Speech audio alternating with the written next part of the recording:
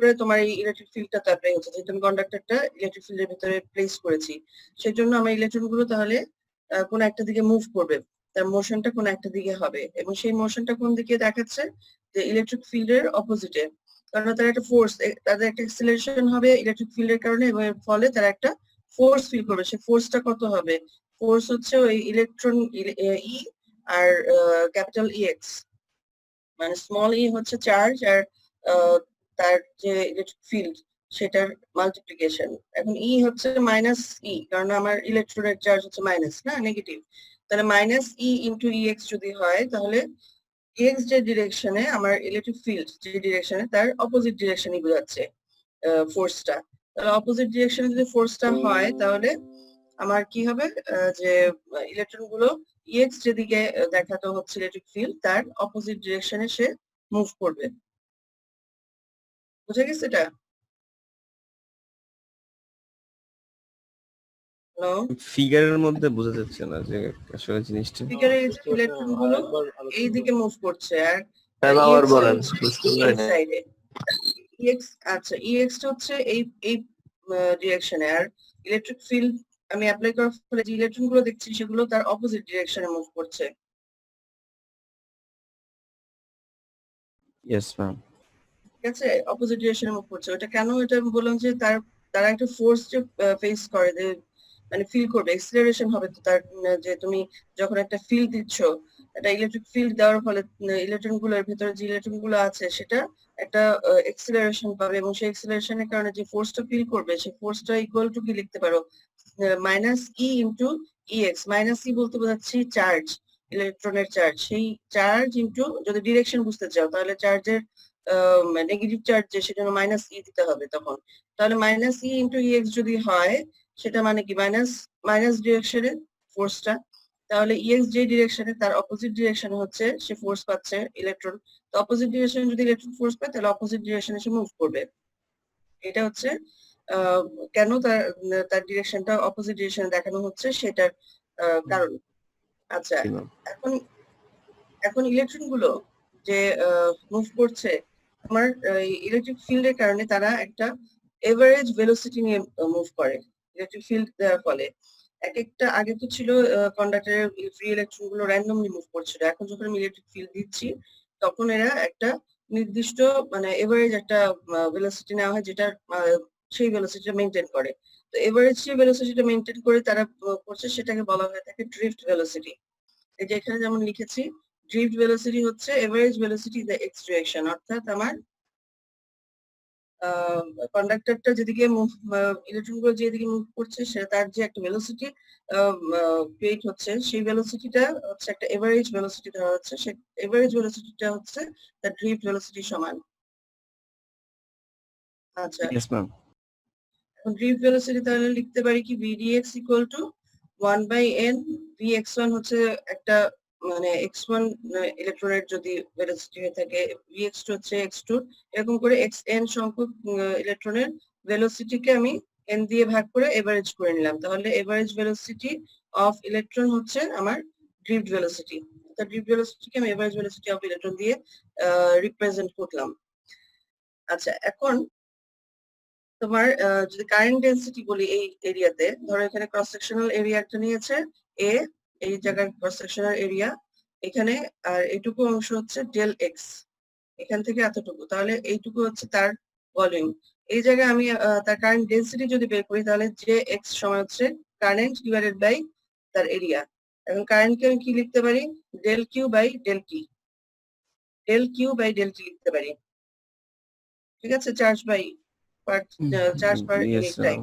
আর হচ্ছে এখন এটাকে যদি আমি এই ইএন এই অংশটাতে কনভার্ট করতে চাই, সেটা কিভাবে করবো সেটা বলি। তোমাদের হোয়াইট বোর্ডটা মনে হয় ইউজ করতে হবে।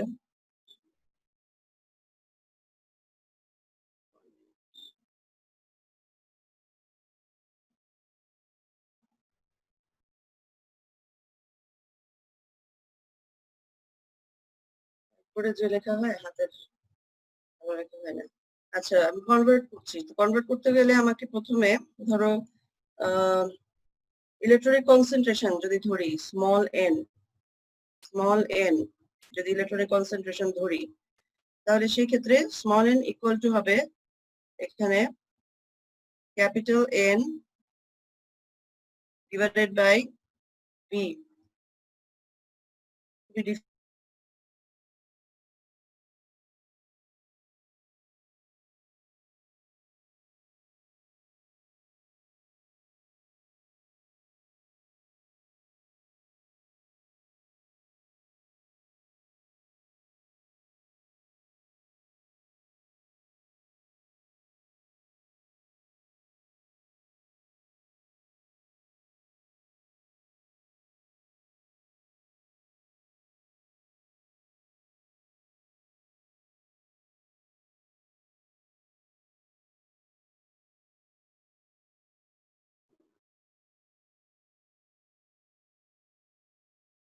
হ্যালো,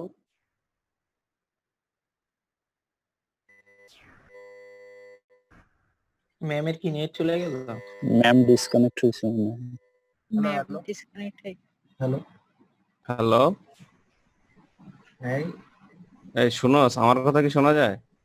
হ্যাঁ তোর কথা শোনা যায়। আমি তো কি তুই রে? হোস্ট হয়ে গেছিস। ভাই আমি তো হোস্ট হয়ে গেছি। টেনশন ম্যাডাম নিচ্ছে, ম্যাডাম কোথায়? ঢুকলে ম্যাডামরা হোস্ট দিয়ে দিতে হবে এটাই। ম্যাডাম কোথায়? এই আমি রেকর্ড ভাবলাম হচ্ছে যে কিন্তু। নেটের সমস্যা মনে হয়, বুঝছো? আমি ভাবছি নেটের সমস্যা, আমি ডিসকানেক্ট হয়ে তো গেল। মনে করছি আমার নেটের আমি সমস্যা। মনে করছি আমার নেটের সমস্যা। আমিও তো মনে করছি আমার নেটের গেছে, সমস্যা। মোবাইল ডাটা দিয়ে চালাচ্ছে, আমি ভাবলাম নেটের সমস্যা। দেই পুরো থাইমা গেছে। হ্যাং হয়ে গেছে। সাদা বোর্ড শোন ম্যাম আসছে আমার পারমানেন্ট বিজয়, হ্যাঁ ম্যাম আমার সাথে রেখে ওয়েটিং করলো, তুই অ্যাকসেপ্ট করলি না, তাহলে কিন্তু ম্যাম ঢুকতে পারবেন না। হ্যাঁ না পারলো, আরে তাই কি? আমি দেখতেছি তো খেয়াল রাখিস। অ্যাডমিট আসতেছে না। আচ্ছা আসছে, ম্যাডাম আসছে আসছে।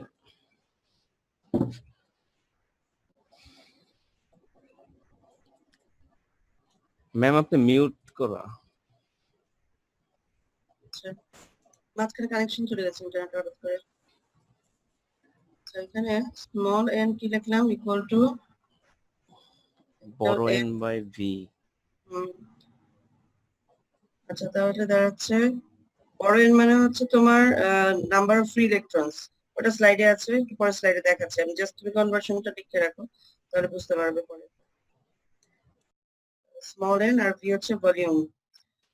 এটা হচ্ছে একটা ইকুয়েশন। আমি যদি এখন লিখি যে ইলেকট্রনস মুভিং এ ডিসটেন্স ডেল এক্স, যেটা দেখিয়েছিলাম, ডেল এক্স যদি যতটুকু ডিস্টেন্স ইলেকট্রন মুভ করেছে, ওই যে পার ইউনিট এরিয়ার যে দেখালাম যে এ ক্রস সেকশনাল এরিয়া, সেই এরিয়ার যে ডিস্টেন্সের মধ্যে দেখালাম, সেটা হচ্ছে তোমার ডেল এক্স। তাহলে ডেল এক্স কে কি লিখতে পারি? এক্স ইকুয়াল টু কি ভিটি লিখি না আমরা? তাহলে ড্রিফট ভেলোসিটি তার V DX into del T.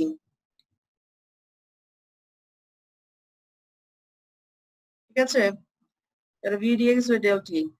আর যদি আমি এই ইকুয়েশন গুলো লাগবে একটু পরেই, সেজন্য বলছি যে এই জিনিসগুলো লিখে লিখে রাখো, একটু স্লাইডে দেখানোর জন্য লাগবে। ম্যাম এই আর এনবি এর ভিডিএক্স ডেলটি কিভাবে আসলো? ভিডিএক্স ডেল টি হচ্ছে তোমার আমরা যে এমনি নরমাল ডিসটেন্সের কি জানি যে equation, V equal x equal two কি ভিটি দেখি না আমরা? হ্যাঁ, ভিটি বেগ আর টাইম, আমরা যে ম্যাথমেটিক্সের যে সিম্পল ইকুয়েশন ইউ প্লাস এটি, তারপর এক্স ইকুয়াল টু এক্স, ওখানে মধ্যে এক্স থাকে না, ডি থাকে, ডি ইকুয়াল টু ভিটি। মনে পড়েছে? জি ম্যাম। ডিসটেন্স ইকুয়াল টু বেগ ইনটু টাইম আর কি। আর ক্রস সেকশনাল এরিয়াতে যে ডেল কিউ আছে চার্জ, সেটাকে আমি লিখতে পারি আলাদা। কোথায় লিখছি না তাকালে যেটা হয়। লেখার উপরে লিখে দিয়েছে। আমি হচ্ছে তোমাদের জন্য একটা পেন কিনেছিলাম, সেইটাই আমি ইউজ করছি, কিন্তু আমি এখন অভ্যস্ত হয়ে উঠিনি, এই কারণে তোমাদের অত সুন্দর করে দেখাতে পারছি না। সামনে হয়তো আরো ভালো পারবো, আমাদের সেই সময়টা আমি পাইনি। আচ্ছা, এখানে আসবে মানে গ্রাফিক্স ট্যাব যেটাকে বলে, সেটা E into n, number of যে ফ্রি চার্জ আর হচ্ছে ইলেকট্রনিক চার্জের যে ক্যারিয়ারের যে এখন ঢুকে কেমন লাগে তখন। আচ্ছা তাহলে ইএন এর জায়গায় তুমি যদি দাও তাহলে আসবে ই স্মল এন আর হচ্ছে এ ডেল এক্স। এখানে দেখে মনে হচ্ছে নতুন হাতে লেখার কি করা শিখতেছি আমি। আচ্ছা তাহলে কি দাঁড়াচ্ছে ডেল কিউ সমান ইএন এ ডেল এক্স। আচ্ছা ইএন এ ডেল এক্স কিভাবে হলো এটা বুঝতে পারছো? ক্যাপিটাল এন যে বের করেছিলাম এর আগের অংশে লিখেছিলে জি capital madam, N N into small V. N into V. হ্যাঁ n into তাহলে v হ্যাঁ স্মল এন ইন্টু ভি ছিল, তাহলে সেটা জায়গায় এখানে বসাও স্মল এন ইন্টু ভি। আবার ভি কে কি লিখতে পারবা? ডেল এক্স ম্যাডাম ভি কে del X del T, del X by del T. আচ্ছা ভি কে লিখতে পারবা তুমি ওই যে ছবিটার মধ্যে যদি যাই, এটুকু তো লিখেছো, ম্যাম এটুকু তো লিখেছো। এটা জি ম্যাম। আমরা এতে যাই, আর আগের অংশটা যাই, দেখি স্লাইডটা একসাথে শেয়ার করা যায় কি দুইটা স্ক্রিন? তোমরা কি পিডিএফটা দেখতে পারো? না ম্যাম, না ম্যাডাম। একসাথে শেয়ার হবে আমরা না। বলছি একসাথে হবে না তাহলে।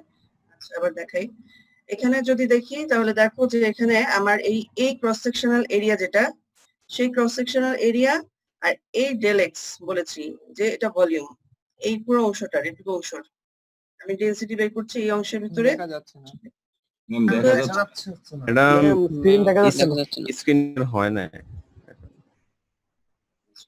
হয় নাই। না ম্যাডাম, আমরা কেউই দেখতে পারতেছি না কিছু।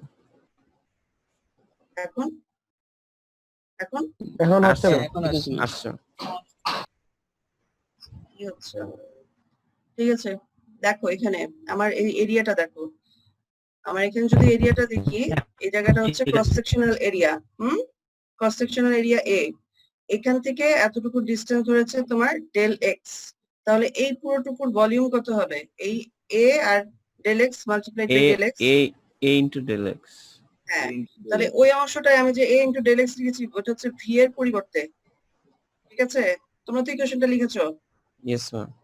আচ্ছা জি ম্যাম। এখন যদি এখন তাহলে ডেল কিউ ইকুয়াল টু আসলো E N A del X. এখন এই ডেল কিউ এর পরিবর্তে এই জায়গায় এই যে density J X equal to del Q by A del T, এখানে ডেল কিউ এর পরিবর্তে E N A del X লিখো। ঠিক আছে, ইয়েস ম্যাডাম আর লিখছি ই এন এখন এ ডেল এক্স ডেল এর এক্স। পরিবর্তে ডেল এক্স আমি কত বের করেছিলাম? Del X equal to madam VDX into del T. VDX into del T, অর্থাৎ আমার drift velocity into change in time যেটা। তাহলে সেটাকে আমি যদি এখন এখানে প্লেস করি তাহলে ইকুয়েশনটা পেয়ে যাই না? Yes ma'am. ঠিক আছে, আচ্ছা এটাই দেখানোর জন্য। তাহলে এগুলো আবার কাটাকাটি করলে দেখবা ইএন ভিডিএক্স চলে আসছে। তাহলে আমার কারেন্ট ডেনসিটি যেটা সেটা হচ্ছে তোমার যে কোনো একটা টাইম টিতে যদি কারেন্ট ডেনসিটি ধরো সেটা হবে হচ্ছে ইএন ভিডিএক্স, সেই টাইমের ড্রিফট ভেলোসিটিটা, সেই টাইমে তুমি যে ড্রিফট ভেলোসিটি পাবে সেটা হচ্ছে তোমার কারেন্ট ডেনসিটির সমান।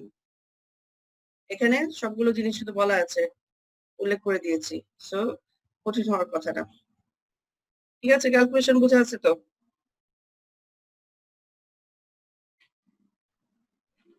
আচ্ছা তাহলে এখন পরের অংশটাতে যাই। এখানে একটা দেখানো হচ্ছে যে এটা হচ্ছে electrical resistance caused by scattering on vibrations of the crystal. আচ্ছা ক্রিস্টালের ভিতরে ইলেকট্রন গুলো একটা থার্মাল ভাইব্রেশন তো থাকে, এটা আমরা জানি। থার্মাল এনার্জি যে থাকে ইলেকট্রনের সেটার কারণে একটা থার্মাল ভাইব্রেশন থাকে। এই থার্মাল ভাইব্রেশনের কারণে ইলেকট্রন গুলো ইলেকট্রন অ্যাটম গুলো তার ক্রিস্টালের মধ্যে সেই জায়গায় ভাইব্রেট করতে থাকে। এখন এই ভাইব্রেশনের কারণে তার যে ইলেকট্রন আছে সেই ইলেকট্রন গুলো একটা অ্যাটম আর একটা অ্যাটমের সাথে যে কোলাইড করে। এটা এখানে দেখো, এই যে এখানে একটা ছবি দেওয়া আছে, সেই ছবিতে আমার গ্রিন কালারের যেগুলো এগুলো হচ্ছে অ্যাটম, আর এর পাশে এখানে স্মল একটা রেড চিহ্ন দিয়ে একটা ইলেকট্রন দেখানো হয়েছে, যে এই ইলেকট্রনটার একটা পাথ দেখানো হয়েছে যে র্যান্ডমলি সে কিভাবে এক একটা অ্যাটমের ভাইব্রেশনের কারণে এভাবে করে ভাইব্রেশন করছে, কোনো অ্যাটম কোনো এভাবে করে করছে, র্যান্ডমলি ভাইব্রেট করছে তারা, তো সেটাতে কোলাইড করছে ইলেকট্রন ইলেকট্রন গুলো কোলাইড করে, ধরো এই ইলেকট্রনটা এখানে কোলাইড করলো, তারপর আবার সে তার পাশের অ্যাটম কোলাইড করলো, আবার দেখা গেলো এটাতে কোলাইড করলো, এভাবে করে সে বিভিন্ন দিকে কোনো ঠিক মানে নির্দিষ্ট কোনো ডিরেকশন না, যে সময় যেই অ্যাটমের ভাইব্রেশনের সাথে সে মানে কলিশন হচ্ছে, সে মুভ করছে একই দিকে। মুভ করে দেখা যাবে এক সময় এই আগে যে পজিশনে ছিল সেই জায়গাটাকেও সে ক্রস করবে, মানে যাবে আবার এদিকে ফেরতও আসবে, আবার যাবে, এরকম হবে। কেননা সে তার এটা কোনো মানে র্যান্ডমলি সে মুভ করছে, তার কোনো ইলেকট্রিক ফিল্ড আমি অ্যাপ্লাই করি নাই এখন, যেহেতু কোনো ইলেকট্রিক ফিল্ড অ্যাপ্লাই করি নাই, কোনো এক্সিলারেশন নাই কোনো একটা দিকে, কোনো ফোর্স সে একটা দিকে পাচ্ছে না। যদি একটা দিকে কোনো ফোর্স না পায় তাহলে সে র্যান্ডমলি মুভ করতে থাকবে এবং অ্যাটম গুলোতে যেটাতেই বাধা পাবে সেটার মধ্যে সে আঘাত করে করে এক এক দিকে মুভ করবে, করে সে তার আগে যে জায়গা তৈরি হয়েছিল, যে জায়গা থেকে শুরু করেছে সেই জায়গাকেও সে ক্রস করে যাবে। তাহলে সেই ক্ষেত্রে আমি বলতে পারি যে এটার ক্ষেত্রে নেট যে আমার ডিস্টেন্স সে মুভ করেছে, নেট ডিস্টেন্স আমরা সেটাকে 0 ধরতে পারি, মানে সে মুভ করে না এর মতো অনেকটা, যে আমি যেমন এক্স ডিরেকশনে যদি আমি ইলেকট্রিক ফিল্ড অ্যাপ্লাই করতাম তাহলে সে একটা ডিরেকশনে র্যান্ডমলি মুভ করে হলো একটা ডিরেকশনে যেহেতু ফোর্স ফিল করছে। কিন্তু এখন যেহেতু কোনো ফোর্সটা একদিকে ফিল করছে না, আমি ইলেকট্রিক ফিল্ড দেই নেই, সেটা নিয়ে আলোচনা করছি, তখন সে র্যান্ডমলি মুভ করে যে কোনো মানে ওই একই পয়েন্ট দিয়ে একবার যাবে আসবে এভাবে মুভ করতে থাকবে। তাহলে তার ডিসপ্লেসমেন্ট তখন আমরা মানে ধরা হয় যে তার ডিসপ্লেসমেন্ট 0, কোনো ডিসপ্লেসমেন্ট হচ্ছে না, কারণ সে একই জায়গা দিয়ে পাস করে, তাহলে কোনো একটা ডিরেকশনে যে এক জায়গায় পৌঁছায় না। তাহলে এর ক্ষেত্রে যখন আমার ইলেকট্রিক ফিল্ড থাকে না তখন আমার কোনো ডিসপ্লেসমেন্ট হয় না। আর যখন আমি এখানে দেখাচ্ছে যে আমি ইলেকট্রিক ফিল্ড অ্যাপ্লাই করেছি ইএক্স, ইলেকট্রিক ফিল্ড অ্যাপ্লাই করার ফলে যে ব্যাটারির মাধ্যমে একটা ইলেকট্রিক ফিল্ড অ্যাপ্লাই করেছি, তাহলে ইলেকট্রনটা তখন তার তো মুভমেন্ট র্যান্ডম ছিল, ওই ভাইব্রেশন যে অ্যাটমের ভাইব্রেশন বা কলিশনের কারণে সে মুভ করছে, কিন্তু এইটার কারণে সে আবার একটা ফোর্স ফিল করছে। একটু আগে যে ব্রুডের মডেলটা দেখলাম সেটার মধ্যে যেরকম ইলেকট্রিক ফিল্ডের কারণে সে একটা ডিরেকশনে মুভ করছে, সেখানে তো সরাসরি দেখানো আছে, কিন্তু ইলেকট্রন গুলো ফোর্স পেয়ে সেই পজিশনে আসতে সে ওলট পালট ভাবে আঘাত পেতে থাকে। যেমন অ্যাটম গুলো, এখানে একটা অ্যাটম কাঁপছে, তুমি সেখানে যখন ইলেকট্রনটা পাস করছে সেটা মধ্যে ধাক্কা খাচ্ছে, আবার এর পাশেরটাতে যখন গেল ওইদিকে গেল, এখানে একটা অ্যাটম সেখানে আবার কাঁপছে, সেটার মধ্যে আবার আঘাত করছে, সো কলিশন যতবার হচ্ছে সেই অনুযায়ী সে মুভ করছে। কিন্তু যখন ইলেকট্রিক ফিল্ড অ্যাপ্লাই করছি তখন সেই ইলেকট্রনটাকে আবার একটা ফোর্স ফিল করছে একটা ডিরেকশনে, তো এই ডিরেকশনে যদি ফোর্স ফিল করে সে যতভাবেই যাক ওভাবে যাক, তারপর সে একটু এই সাইডে মুভ করবে, এক্স ডিরেকশনে মুভ করবে, তার মানে তার একটা ডিসপ্লেসমেন্ট দেখা যাবে হবে, সেই ডিসপ্লেসমেন্টটা বলা হচ্ছে ডেল এক্স, যেটুকু যে ডেল এক্স ডিস্টেন্স গিয়েছিল সেরকম ডেল এক্স। তো এই ইলেকট্রিক ফিল্ড অ্যাপ্লাই এর ফলে কি হয়, ইলেকট্রিক ফিল্ড ছাড়া কি হয় সেটা তো বুঝতে পেরেছো? আচ্ছা ম্যাডাম, এটা কি একটা ইলেকট্রনের মুভমেন্ট? এই যে বি না না ফিগারে না, যে আছে এটা অনেক, একটা ইলেকট্রনের মুভমেন্ট কখনো না, সবগুলো যত এটা ইলেকট্রন সব আছে ফ্রি ইলেকট্রন, বুঝছি। ফ্রি ইলেকট্রন, কিন্তু একটা ইলেকট্রন দিয়ে বোঝানো হচ্ছে ও যে আচ্ছা, যে এটার ব্যাপারটা কি হয়, যে সে কিভাবে, কারণ তুমি তো সবগুলোকে একই ভাবে ব্যাখ্যা করতে পারবে না, তুমি একটা দিয়ে ব্যাখ্যা করলে বোঝা যাবে যে all free electrons have the same characteristics, এই ধরনের ক্যারেক্টারিস্টিক ফলো করছে, ঠিক আছে, yes. ফ্রি ইলেকট্রন গুলো। আচ্ছা, এখন এই ছবিটা যদি দেখো, এখানে যেটা বোঝাতে চেয়েছে, 3টা ইলেকট্রন দেখিয়েছে, 3টা ইলেকট্রনের দেখিয়েছে যে এদিকে দেখো, এদিকে হচ্ছে টাইমের সাথে আমি ভেলোসিটি গেইন অ্যালং এক্স বরাবর, এদিকে যে এই এক্স বরাবর তোমার যে ভেলোসিটি পাচ্ছে, অর্থাৎ তার যে রিড ভেলোসিটি যেটাকে বলে, সেই ভেলোসিটিটার কম বেশি এটাকে বোঝাচ্ছে। অর্থাৎ আমি একটা ইলেকট্রন দিয়ে আগে দেখি, এখানে t1 টাইমে ধরলো তার লাস্ট একটা অ্যাটমের সাথে কলিশন হয়েছে, মানে একটা অ্যাটমের সাথে কলিশনের পরে তার আরেকটা অ্যাটমে কলিশন হতে হলে তার তো একটা ডিসটেন্স যেতে হয়, ঠিক না?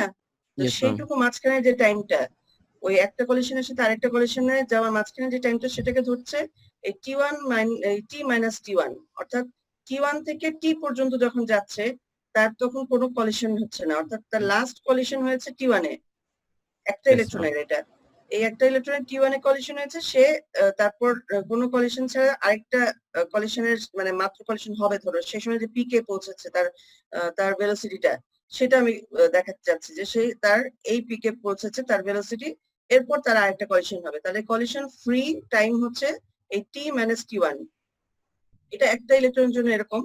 আরেকটা ইলেকট্রন দেখা গেছে হয়তো তার ইয়ে কম, কম কম অংশের সাথে ভাইব্রেশনের অ্যাটমিক ভাইব্রেশন যেটা আছে সেটাই, কিন্তু কোনো যে অ্যাঙ্গেলে সে ওটা আঘাত করছে সেটার ভ্যারিয়েশনের কারণে তার তার নিজের ভেলোসিটি ডিফারেন্স হতে পারে। আচ্ছা, তাহলে সেটার ক্ষেত্রে দেখা গেছে যে আরেকটা ইলেকট্রনের ক্ষেত্রে টি2 এর ক্ষেত্রে দেখাচ্ছে যে এই টি টাইম পরে সে এই ভেলোসিটিতে পৌঁছেছে, আবার টি3 এর ক্ষেত্রে দেখা গেছে সে এই ভেলোসিটিতে পৌঁছেছে। তাহলে আমি কলিশন ফ্রি টাইমে আমি দেখতে পাচ্ছি তার ভেলোসিটিটা কোন জায়গায় পৌঁছেছে। এখন এখানে বলছে যে ith ইলেকট্রন যদি ধরি তাহলে তার ভেলোসিটি vxi ইকুয়াল টু হবে আমরা যে u প্লাস এটি যেভাবে বলি f ইকুয়ালস টু ma দিয়ে যদি করি তাহলে এটি বের করলে এই টিটা হচ্ছে t মাইনাস ti, মানে এই যে ফ্রি যে কলিশনের টাইম। কলিশনের অংশটা কেন নিচ্ছে না? কলিশনের অংশ নিলে তোমার তো ওইটা কলিশনের কারণে তোমার যে মুভমেন্ট হচ্ছে সেটা আবার পাচ্ছ, কিন্তু এখন হচ্ছে আমি ইনিশিয়ালি একটা কলিশন, লাস্ট কলিশন যখন সেই সময়ের ইউ নিচ্ছি, আর তার থেকে যখন কলিশন নাই সেই সময় আমি যে মুভমেন্টটা হচ্ছে সেটা এটি, অর্থাৎ এ মানে হচ্ছে মানে অনেক সময় এটি লেখা অনেক সময় ফোর্স লেখা, এক্সেলারেশন কি হ্যাঁ, ex/n? হ্যাঁ বুঝতে পারছি। বলো এক্সেলারেশন বুঝছি। এন্ড টি যেটা সেই ফর্মুলার মধ্যে তাকে ফেলেছে। তাহলে ex/me into t minus ti, এই অংশটা আবার আসবে কোথা থেকে? তোমার যদি a কে ফোর্স এক্সেলারেশন কে যদি লিখো তোমার f ইকুয়াল টু ma,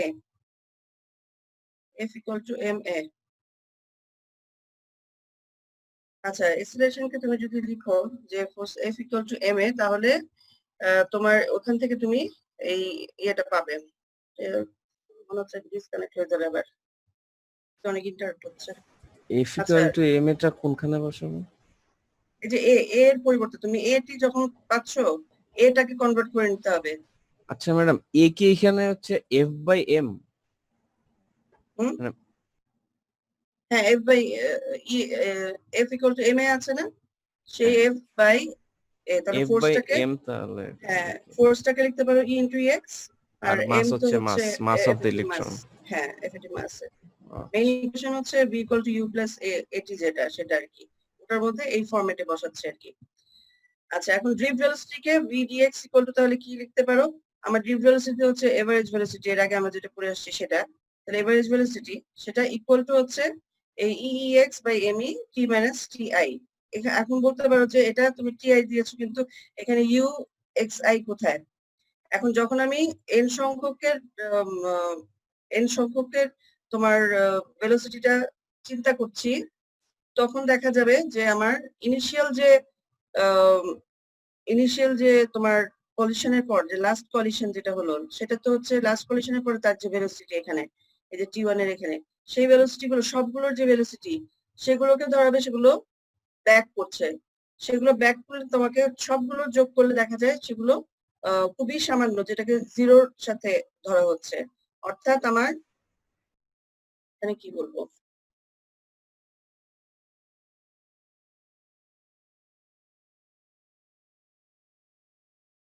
কিভাবে এটা বলবো তোমাকে, ধরো তোমার ইলেকট্রন গুলো তোমার যেদিকে মুভ করছে এগুলো তো র্যান্ডমলি মুভ করছে। এখন ইলেকট্রনকে যখন আমি কলিশন দেখাচ্ছি, ধরো t1 ইলেকট্রন যেদিকে মুভ করছে এক্স ডিরেকশনে, সেটা প্লাস এক্স ডিরেকশনও করতে পারে মাইনাস এক্স ডিরেকশনও করতে পারে। এখন যখন সবগুলোকে অ্যাকুমুলেশনের মাধ্যমে আমি যোগ করছি ড্রিফট ভেলোসিটির জন্য, তখন দেখা যাবে যে কোনোটার প্লাস এক্স ডিরেকশনে হচ্ছে, কোনোটার মাইনাস এক্স ডিরেকশনে হচ্ছে, এবং সেটার জন্য তারা এই ইউটাকে অর্থাৎ ইনিশিয়াল যে ভেলোসিটি সেটাকে অমিট করেছে, মানে সেটাকে জিরোর কাছাকাছি ধরেছে। এখানে তো ছিল ফুল ভেলোসিটি অফ ith ইলেকট্রন, একটা ইলেকট্রন i নাম্বার ইলেকট্রনের ভেলোসিটিটা কত সেটা, কিন্তু আমি যখন সবগুলো ইলেকট্রনের ভেলোসিটি যোগ করছি তখন ইনিশিয়াল যে স্টার্টিং যে ভেলোসিটিটা সেটাকে জিরো ধরছি, কারণ সেই ভেলোসিটিটা প্লাস এক্স ডিরেকশন হতে মাইনাস এক্স ডিরেকশন হতে পারে। সেই কারণে তার কলিশনে পরে যে ভেলোসিটি সেটাকে তারা প্লাস মাইনাস করে ধরে নিচ্ছে, যে এটা একটা আরেকটাকে ক্যান্সেল আউট করে দিচ্ছে, সেটা জিরো হয়ে যাচ্ছে। তাহলে শুধুমাত্র যে আরেকটা যে কলিশন ফ্রি টাইমের যে ভেলোসিটিটা সেই এক্সিলারেশন ইনটু যে টাইম সেই অংশটা থাকছে, সেজন্য তারা ইউটাকে বাদ দিয়ে শুধুমাত্র এই অংশটাকে নিয়েছে, এটার এভারেজ নিয়েছে। উপরে বার দিয়ে বোঝাচ্ছে যে তোমার সবগুলোর জন্য, অর্থাৎ এখানে তো আমি ড্রিফট বলছি, অর্থাৎ Vx1, Vx2, Vxn, Vxn পর্যন্ত যতগুলো ইলেকট্রন সবগুলোর জন্য যে টাইমিংটা পাচ্ছে সবগুলো যোগ করা হচ্ছে। আচ্ছা, এখন এই T মাইনাস টিআই কে আবার বলা হয় হচ্ছে স্ক্যাটারিং টাইম বা রিল্যাক্সেশন টাইম এবং এভারেজ টাইম বিটুইন কলিশন যেটা আর কি সেটা। তাহলে এটা হচ্ছে স্ক্যাটারিং টাইমও বলতে পারি, রিল্যাক্সেশন টাইমও বলতে পারি, যেটাকে টাউ দিয়ে এক্সপ্রেস করা হয়। আচ্ছা, এই ইকুয়েশনটা এর পরবর্তী ধরো ভিডিএক্স EEXME বাই টাউ, এটা একটু পরেই ইউজ হবে তোমার কন্ডাক্টিভিটি এগুলো বের করার জন্য। ভিডিএক্স কে কি লিখেছে মিউ ডি ইনটু ইএক্স আগের ইকুয়েশনটা থেকে দেখো, এই যে আচ্ছা ইএক্স ম্যাডাম, কে আমরা কি তাহলে এভারেজ ড্রিফট ভেলোসিটির ইকুয়েশন কে যে এটা ইউজ করব, ex by ma t minus t1 বার?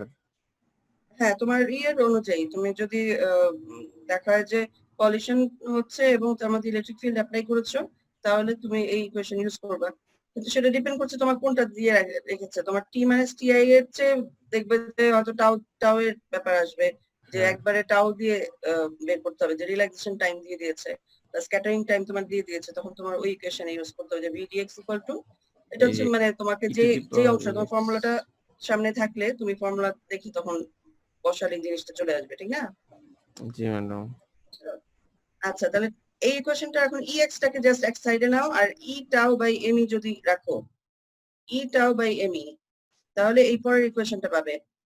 এই যে এখানে E টাউ বাই ME এই অংশটাকে ধরছে মিউ ডি, মিউ ডি ধরলে মিউ ডি ইনটু EX হয়। জি ম্যাম। তাহলে VDX equal to mu D into EX, তাহলে এটা হচ্ছে তোমার ড্রিফট মোবিলিটি বলে, ড্রিফট ভেলোসিটির সাথে ড্রিফট মোবিলিটি, মানে ড্রিফট মোবিলিটি আর EX এর একটা সম্পর্ক, রিলেশন দাঁড় করাতে চাইলে তুমি বলবা VDX equal to mu D into EX, মানে ইলেকট্রিক ফিল্ডের সাথে আমি যদি ড্রিফট মোবিলিটিকে মাল্টিপ্লাই করি তাহলে সেটা ড্রিফট ভেলোসিটি পাবো। এখন ড্রিফট মিউ ডি মানে ড্রিফট মোবিলিটি মানে কি? ড্রিফট মোবিলিটি হচ্ছে তোমার রিল্যাক্সেশন টাইমের যে E টাউ বাই ME। এটা কি ইলেকট্রন চার্জ না electron charge, mass? Charge, charge, হ্যাঁ এটা চার্জ, আর এমই হচ্ছে এফেক্টিভ মাস। ঠিক আছে, তাহলে আমার আগে যে পেয়েছি আমি কারেন্ট ডেন্সিটি, সেই ডেন্সিটিকে যদি আমি এখন বলি যে x equal to EN VDX, সেই জায়গায় আমি যদি এখন VDX কে আবার কিভাবে লিখতে পারি? মোবিলিটি দিয়ে লিখতে পারি, EN mu D into EX। অর্থাৎ আমি যদি এখন কোন একটা ধরো কুইজ টাইপ বা যে কোনো একটা কোশ্চেনের মধ্যে ধরো আমি দিলাম তোমার মোবিলিটিটা দিয়ে দিলাম, আর ইলেকট্রন চার্জ তো তোমরা জানো কত, তো সেখানে দেখা গেল যে নাম্বার অফ যে কনসেন্ট্রেশন বা এই অংশগুলো যদি দিয়ে দেই, তখন তোমার এই অনুযায়ী তুমি দেখতে হবে যে কোন কোন ইকুয়েশনটা তোমার কাজে লাগবে, তখন সেই অনুযায়ী তোমাকে সেই ইকুয়েশনটাকে দিতে হবে। ঠিক আছে? আচ্ছা, আর এই EN মিউ ডি এটাকে রিপ্রেজেন্ট করছে সিগমা কন্ডাক্টিভিটি দিয়ে, তাহলে সিগমা ইনটু EX। সো সিগমার সাথে কন্ডাক্টিভিটির সাথে যদি কন্ডাক্টিভিটি ইনটু EX হচ্ছে কারেন্ট ডেন্সিটি, আবার এখানে দেখছি মিউ ডির সাথে হচ্ছে VDX হচ্ছে VDX এর সম্পর্ক হচ্ছে তোমার মিউ ডি ইনটু EX হচ্ছে VDX। এটা মেইনলি এই ইকুয়েশন গুলো তোমাকে জাস্ট একটু মনে রাখতে হবে, যাতে তুমি যখন কোশ্চেন দেয়া হবে কুইজ বা ওই টাইপের কোশ্চেন গুলোতে, তখন তোমার হয়তো এটা তাড়াতাড়ি ইউজ করতে সুবিধা হবে। যেহেতু তোমাদের বাসা থেকে তোমরা বসে তখন কুইজ দিচ্ছ, তখন তো তোমরা এটা ওপেন বুকে দিচ্ছ, ঠিক না? তো সেই জিনিস হলে তখন তোমার জিনিস যদি মাথায় না থাকে অল্প টাইমে এতগুলো কোশ্চেন তখন অ্যান্সার করে যাওয়া, সেটার জন্য তোমার কিছু হলেও মনে রাখতে হবে।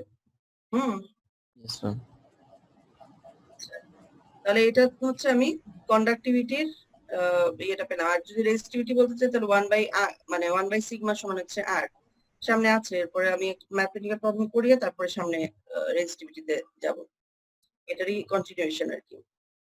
আচ্ছা, এখানে কি বলেছে? Electron drift mobility in metals, calculate the drift mobility and the mean scattering time of conduction electrons in copper. আচ্ছা, মিন স্ক্যাটারিং টাইম বলতে কোনটা বোঝাচ্ছে? সেটা হচ্ছে তোমার ইলেকট্রনটা যে কলিশন ফ্রি টাইমে যে যে টাইমটা, সেই টাইমটা হচ্ছে তার মিন স্ক্যাটারিং টাইম। অর্থাৎ আমার যে টাউ যেটা ওই T minus T1 সেটা। হ্যাঁ হ্যাঁ, সেই টাইমটা হচ্ছে, অর্থাৎ রিল্যাক্সেশন টাইম যেটাকে বলা হচ্ছে, সেটা হচ্ছে মিন স্ক্যাটারিং টাইমটা তার of conduction electron in copper at room temperature, given that conductivity of copper is 5.9 into 10 to the power density of copper দেওয়া আছে এন্ড ইটস অ্যাটমিক মাস এত।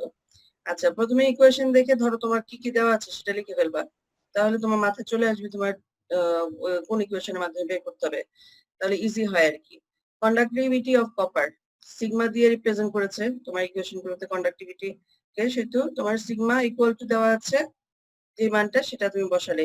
ডেনসিটি অফ কপার সেটা হচ্ছে ডি দিয়ে এক্সপ্রেস করেছে 8.96, আর অ্যাটমিক মাস অফ কপার দেওয়া আছে এখানে 63.5 গ্রাম পার মোল। আচ্ছা, এখন এখানে বের করছে প্রথমে number of copper atoms per unit volume, সেটার ইকুয়েশন হচ্ছে স্মল এন হচ্ছে ডি, এন এ হচ্ছে অ্যাভোগাড্রোস নাম্বার, আর এম এটি হচ্ছে তো মাস, ডি অ্যাটমিক হচ্ছে মাস। তার ডেনসিটি।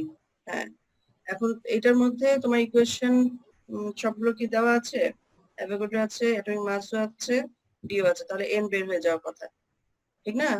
হ্যাঁ তাহলে এন বের হয়ে যাবে এখান থেকে। আর electron drift mobility is therefore কত, mu D equal to sigma by EN. বই থেকে আরেকবার দেখে নিবে। হ্যাঁ, এখানে আমি জাস্ট একটা ম্যাথমেটিক্যাল প্রবলেম দেখাচ্ছি এই কারণে যাতে তোমাদের সুবিধা হয়, কোনো বুঝতে সুবিধা হয় সেই কারণে, নাহলে বইও করা আছে এটা। সিগমা এইটার মানটা বসাচ্ছি এখানে, আর ইএন এর মধ্যে হচ্ছে ইলেকট্রনের চার্জ তোমরা জানি 1.6 × 10⁻⁻19, আর এন এখান থেকে বের হয়েছে, ঠিক আছে? এন এর মান এখান থেকে বের হয়েছে, তাহলে ক্যালকুলেশন করলে এটা বের হবে। এরপর আমার এই যে স্ক্যাটারিং যে টাইম যেটা চেয়েছে সেটা বের করতে হবে।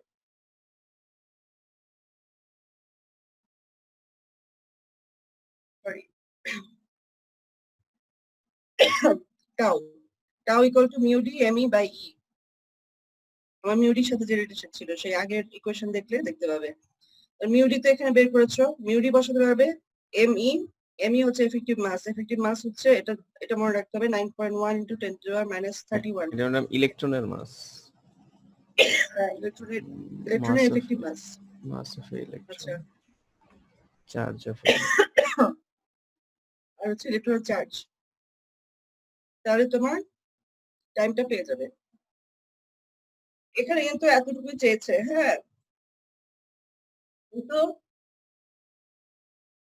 তুমি যদি এখন মিন ফ্রি পাথ চাও, এটা আমি একটা লাইন বেশি দেওয়া বইও ছিল, তাই এটা বোঝানোর জন্য জাস্ট বলা।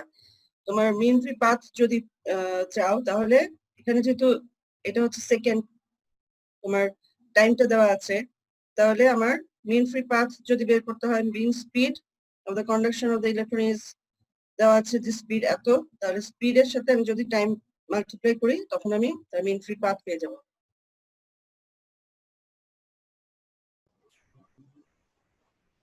L equal to U, ma'am লাস্টেরটা আরেকবার একটু বলবেন।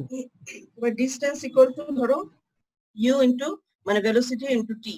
সেই ইকুয়েশনে যদি টাইমটা দেওয়া থাকে, সেটা রিল্যাক্সেশন টাইম হোক আর যে টাইমই হোক, টাইম দেওয়া থাকলে সেই টাইমের সাথে আমি যদি ভেলোসিটি জানা থাকে তাহলে ভেলোসিটিকে মাল্টিপ্লাই করলে আমি কি পাবো, যে মিন ফ্রি পাথ পাবো। ঠিক আছে?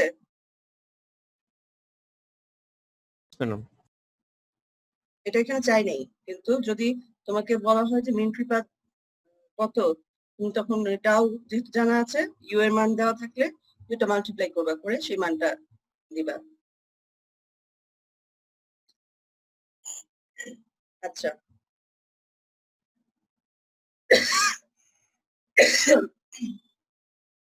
এখানে হচ্ছে তোমার যে আগের অংশটারই কন্টিনিউয়েশন, তোমাকে এর আগের অংশে সিগমা পর্যন্ত আমরা বের করেছিলাম, এখন এখানে আরেকটু ডিটেলস ফর্মে রেজিস্টিভিটি পোরশন পর্যন্ত যাবে, সেই কারণে আরেকটু মিন ফ্রি পাথ দিয়ে মিন ফ্রি টাইম দিয়ে তোমাকে এক্সপ্রেস করছে। মিন ফ্রি টাইম কিন্তু ওই টাও যেটা সেটা এখানে আমি দেখানো হচ্ছে যে এই যে একটা অ্যাটমের ভাইব্রেশনের এরিয়া, অ্যাটমটা হচ্ছে গ্রিন পোরশনটা।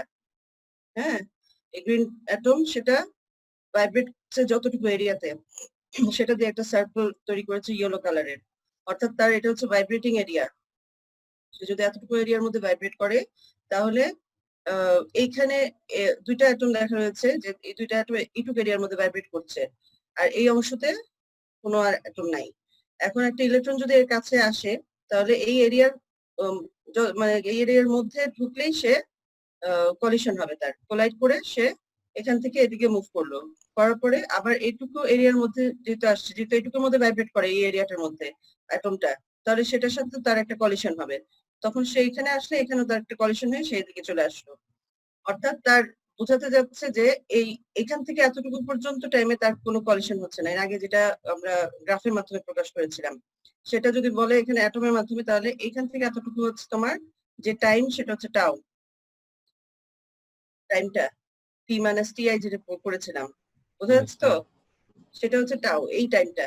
আর এখান থেকে ডিস্টেন্স ধরেছে এল ইকুয়াল টু এল। আচ্ছা, এলটাকে কি বলতে পারো? তোমার যে ভেলোসিটি ইনটু টাউ, সেই ভেলোসিটি ইনটু টাউ। একটু আগে যে মিন ফ্রি পাথ বের করলাম, সেটা এই ভেলোসিটি ইনটু টাউ এর সমান আর কি, আগে করা হয়ে গেছে। এখন এই টাইমের মধ্যে বলছে যে আমি যদি ধরি যে এই দুইটা অ্যাটম, এটার মধ্যে একটা ইলেকট্রন কাছে এসেছে, তাহলে সেই ইলেকট্রনটা অ্যাটলিস্ট একটা স্ক্যাটারিং অন্তত তার হবে, অর্থাৎ একটা স্ক্যাটারার এটার মধ্যে থাকবে। কারণ এর মাঝখানে এই যে একটা ইলেকট্রন যখন আঘাত করবে, তখন সেটা তো স্ক্যাটার্ড হবে। সেই জন্য তাকে বলা হচ্ছে যে এই যে since the scattering cross sectional area is S in the volume S L, volume S L, S হচ্ছে এর ক্রস সেকশনাল এরিয়া, যতটুকু ভাইব্রেটিং এরিয়া সেটা, আর এ সরি এ না, এস এল, এল হচ্ছে তার এই ডিস্টেন্সটা, তাহলে এস আর এই এল মিলে হবে হচ্ছে তার ভলিউম। এই ভলিউমের মধ্যে বলছে there must be at least one scatterer, একটা স্ক্যাটারার অন্তত তার মধ্যে আসবে, এটা হচ্ছে অ্যাট লিস্ট একটা স্ক্যাটার আসবে। তাহলে আমার সেক্ষেত্রে আমি বলতে পারি যে ভলিউম ইনটু এনএস হচ্ছে concentration of scatterer, concentration number of যে অ্যাটম পার ইউনিট ভলিউম, সেটা হচ্ছে তার concentration. Number of electrons per, number of electrons যদি তোমার এর আগে আমরা দিয়েছিলাম স্মল এন, আসলে এখানে আবার ক্যাপিটাল এন এস ইউজ করেছে, সেজন্য একটু কনফিউজ হতে পারো। কিন্তু এনএস এখানে হচ্ছে কনসেন্ট্রেশন, কনসেন্ট্রেশন হলে হচ্ছে number of electrons per unit volume. তাহলে ভলিউম আর ভলিউম যদি থেকে যায়, তাহলে নাম্বার অফ ইলেকট্রনস থেকে যাবে। নাম্বার অফ ইলেকট্রন এখানে ধরে নিচ্ছে কত, ওয়ান স্ক্যাটারার, একটা স্ক্যাটারার অ্যাটলিস্ট থাকবে, সেজন্য এটা ইকুয়াল টু ওয়ান ধরেছে। এখন এই ইকুয়েশন ইকুয়াল টু যদি ওয়ান হয়, এই equation NS S U tau, এটা ইকুয়াল টু যদি ওয়ান হয়, তাহলে সেটার ক্ষেত্রে আমি টাউকে এক সাইডে যদি নিয়ে আসি, দেখো এখানে সেটাকে আমি লিখতে পারি one by S U N S. তাহলে মিন ফ্রি টাইম বিটুইন কলিশনকে আমি লিখতে পারি, টাউ হচ্ছে কি mean free time between collision বা স্ক্যাটারিং টাইম অথবা রিল্যাক্সেশন টাইম, টাউ, সেটা সমান one by S U N S. এখন এখানে বলছি যে আমি এখন এটা শুধুমাত্র কনভার্সন, একটা ইকুয়েশন থেকে আরেকটা ইকুয়েশনে কনভার্সনে যাচ্ছ তুমি। এই ক্ষেত্রে তোমার এখানে এভারেজ কাইনেটিক এনার্জি অফ অক্সিলেশন, আমি যদি এটা হারমোনিক মোশন ধরি অ্যাটমের মোশন গুলোকে, তাহলে হারমোনিক সিম্পল হারমোনিক মোশনের ক্ষেত্রে আমার এভারেজ কাইনেটিক এনার্জি হচ্ছে 1/4 m a square omega square. এখানে a স্কয়ার হচ্ছে তোমার amplitude of vibration, amplitude of vibration, অর্থাৎ অ্যাটমটা যে ভাইব্রেট করছে সেটার যে অ্যামপ্লিটিউড, অ্যামপ্লিটিউডটা কতটুকু, এই সার্কেলের যতটুকু এইটুকু না, এটুকুই তো তার অ্যামপ্লিটিউড, সেটা হচ্ছে a। আর ওমেগা হচ্ছে তার অসিলেশন ফ্রিকোয়েন্সি, মানে অ্যাঙ্গুলার ফ্রিকোয়েন্সি যেটা অসিলেশনের, সেই ফ্রিকোয়েন্সি। এটা কার সমান হয়? এটা হচ্ছে কাইনেটিক থিওরি অফ ম্যাটার অনুযায়ী সমান হবে হচ্ছে হাফ কেটির, মানে ইকুইভ্যালেন্ট, একদম একেবারে সমান এটা না, কিন্তু ইকুইভ্যালেন্ট। তাহলে সেখান থেকে আমি দেখতে পাই এ স্কোয়ারের সাথে টি এর কি সম্পর্ক, এ স্কোয়ারের সাথে টি এর হচ্ছে সমানুপাতিক সম্পর্ক। তার মানে এ যদি এ স্কোয়ার যদি আমি বাড়াই, এর মান যদি বাড়ে, মানে ভাইব্রেশনের অ্যামপ্লিটিউড যদি বাড়ে, তাহলে টি বাড়বে, অথবা টি যদি বাড়াই তাহলে আমার ভাইব্রেশনের অ্যামপ্লিটিউড বাড়বে। তো আমি যদি এমনি তো এটার সাথে চিন্তা করে দেখি, হ্যাঁ আমি যদি টেম্পারেচার বাড়াচ্ছি, তাহলে আমার কি অ্যাটম আরো বেশি ভাইব্রেট করবে, বেশি মানে এনার্জি পাচ্ছে বেশি, তাহলে সে আরো বেশি অ্যামপ্লিটিউড বড় হবে, অ্যামপ্লিটিউড বাড়বে, তাহলে বেশি এরিয়া জুড়ে সে ভাইব্রেট করবে। আচ্ছা ম্যাডাম, আমার একটা কোশ্চেন ছিল ম্যাডাম, এই যে আমরা যে বলতেছি in the volume SL there must be at least one scatter, madam এই হচ্ছে ভলিউমটা কি? হ্যাঁ বলো।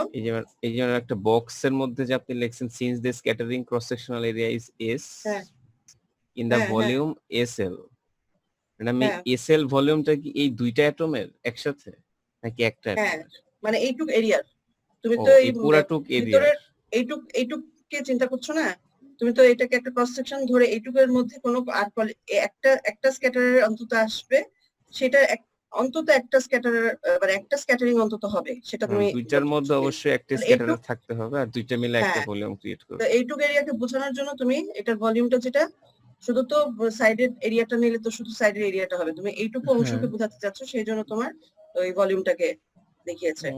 আচ্ছা, ঠিক আছে, জি। কিন্তু এখানে যখন 1 দিয়েছো তখন কিন্তু এই নাম্বার অফ ইলেকট্রনই এসেছে। তোমার এনএস কে তো কনসেন্ট্রেশন ধরেছে যে number of electron per unit volume, তাহলে তোমার এই এনএস এর ভিতরে কিন্তু এনএস মানে small number of electron divided by V আসতেছে, আর এই এস ইউটাও সেখানেও তোমার ওই ভি এর অংশ আসতেছে।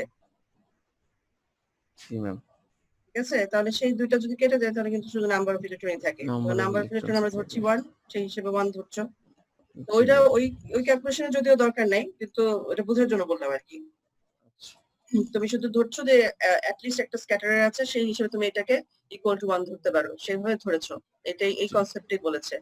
আচ্ছা, আচ্ছা, তাহলে টেম্পারেচারের সাথে আমার তাহলে অ্যামপ্লিটিউড অফ ভাইব্রেশন যেটা অসিলেশন সেটা হচ্ছে সমানুপাতিক। তাহলে আমি টেম্পারেচার বাড়ালে আমি দেখবো যে আমার অ্যাটমের ভাইব্রেশনের অ্যামপ্লিটিউড বা অসিলেশনের অ্যামপ্লিটিউডটা বাড়বে, এটা একটা রিলেশন। তারপর আরেকটা হচ্ছে tau proportional to 1 by pi A square. আচ্ছা, এটা কোথা থেকে পাচ্ছি? 1 বাই পাই এ স্কয়ার, এই যে এখান থেকে পাচ্ছি। টাউ ইকুয়াল টু হচ্ছে 1 বাই এস এর সাথে কি, আমি অন্য অংশটা আমি যখন সমান দিচ্ছিলাম, আমি সমানুপাতিক দিচ্ছি, সমানুপাতিক দিলে 1 বাই এস না, এখানে 1 বাই এস না, এসটা কি area? S is equals to pi a square. হ্যাঁ, সেই হিসেবে যেটা pi A square circular type pi square, বুঝতে পারছেন? হ্যাঁ, মানে আসছে এই ইকুয়েশন থেকে আর কি। সার্কেলার টাউ এর সাথে এস এর রিলেশন হচ্ছে তোমার ইনভার্স প্রপোর্শনাল, ইনভার্সলি প্রপোর্শনাল। তাহলে এখান থেকে দেখতে পাচ্ছি যে আমার রিল্যাক্সেশন টাইমের সাথে বা স্ক্যাটারিং যে কলিশন টাইমের সাথে তোমার এর সম্পর্ক, অ্যামপ্লিটিউডের সম্পর্ক কিন্তু ব্যস্তানুপাতিক, ইনভার্সলি প্রপোর্শনাল। আবার হ্যাঁ, আর এটা টেম্পারেচারের সাথে টি, টেম্পারেচারের সাথে সে যেহেতু ইনভার্সলি প্রপোর্শনাল, ইনভার্সলি প্রপোর্শনাল, যেহেতু এর সাথে টি সমানুপাতিক, সেটা আমি এটার পরে লিখতে পারি যে 1 বাই টি এর সাথে এটা সমানুপাতিক। তাহলে আমার দেখতে পাচ্ছি স্ক্যাটারিং টাইমের সাথে আমার টেম্পারেচারের সম্পর্ক দেখছি যে ব্যস্তানুপাতিক, অর্থাৎ ইনভার্সলি প্রপোর্শনাল। এখন আমি যদি চিন্তা করি যে আমার টাইম বাড়াচ্ছি, সরি টেম্পারেচার বাড়াচ্ছি, তাহলে আমার এখানে রিল্যাক্সেশন টাইম কমার কথা, তাই না? এই ইকুয়েশন অনুযায়ী টেম্পারেচার বাড়াচ্ছি, তাহলে রিল্যাক্সেশন টাইম কমার কথা বা স্ক্যাটারিং টাইম কমার কথা। এখন ছবিতে যদি খেয়াল করি, আমি টেম্পারেচার বাড়াচ্ছি, টেম্পারেচার বাড়ালে কি হবে, আমার এই এরিয়াটা বাড়বে না, হলুদ এরিয়াটা বাড়বে। হলুদ এরিয়াটা যত বাড়বে আমার স্ক্যাটারিং এর এখান থেকে এটার ডিসটেন্স যেটা, সেই জায়গাটা কমবে, সেই জায়গা যদি কমে তার মানে কলিশন টাইম যেটা, সেই টাইমটা কি কমবে না? Yes madam. অল্প টাইমের মধ্যেই সে আবার কলিশনে চলে যাবে। অল্প কলিশন। হ্যাঁ, তাহলে আমাদের এই ইকুয়েশনের সাথে এটা তো যাচ্ছে, অর্থাৎ টেম্পারেচার বাড়ালে আমার কলিশন টাইমটা কমবে। তাহলে এটাকে আমরা এই কনস্ট্যান্ট দিয়ে একটা মেজারমেন্টে এসেছে যে tau equal to C by capital T. ঠিক আছে, ইয়েস ম্যাম। তো here C is the temperature independent constant ধরা হয়েছে প্রপোর্শনালিটি ওঠানোর জন্য। এখন sigma equal to EN mu D, আগে যেটা বের করেছিলাম সেটা ইএন রাখলাম, মিউ ডি কে আমি টাউ এর আকারে আবার রিপ্রেজেন্ট করলাম ই টাউ বাই এম ই। আগে এগুলো হচ্ছে আগে বের করা যে অংশগুলো, এখন শুধুমাত্র টাউ এর টেম্পারেচারকে রিলেট করতে যাচ্ছি। এই যে আমি এখানে লিখে দিয়েছি টেম্পারেচার ডিপেন্ডেন্স অফ রেজিস্টিভিটি, আমি টেম্পারেচারের দিকে আনবো রিলেশনটাকে। তো সেখানে আমি এখন টাউ এর পরিবর্তে সি বাই টি বসাচ্ছি।